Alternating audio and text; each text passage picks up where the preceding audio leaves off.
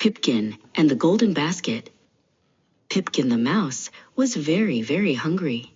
His tummy did a little dance and made a loud grrr sound that echoed through the quiet barn. He followed a sweet, dusty scent to a large wicker basket sitting in the corner.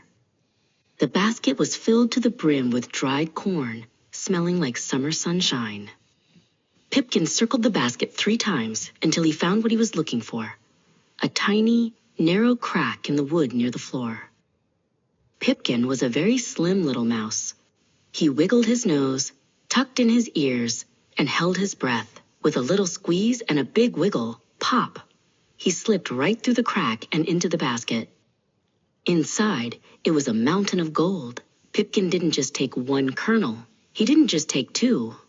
He began to crunch and munch as fast as his little teeth could go. "This is the best day ever," he squeaked happily. Pipkin ate until his tummy was round like a marble. Then he ate until it was round like a plum. He was so busy enjoying his feast that he didn't notice how heavy and wide he was becoming.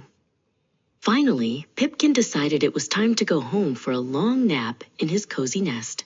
He waddled back to the tiny crack, but when he tried to push his head through, he felt a very tight squeeze. He pushed and he shoved. He wiggled and he jiggled, but his round, full belly was stuck fast. He was like a cork in a bottle. "Oh dear," he cried. "The hole must have shrunk while I was eating." Just then, a long shadow fell across the barn floor. Silas the Weasel was passing by on his afternoon stroll. He had a very long neck and a very clever face. He stopped when he heard Pipkin's tiny cries for help. Silas looked at the mouse's round tummy bulging out of the basket and let out a little chuckle. "The hole hasn't shrunk, Pipkin," he said gently. "You have simply grown too big for your own greed."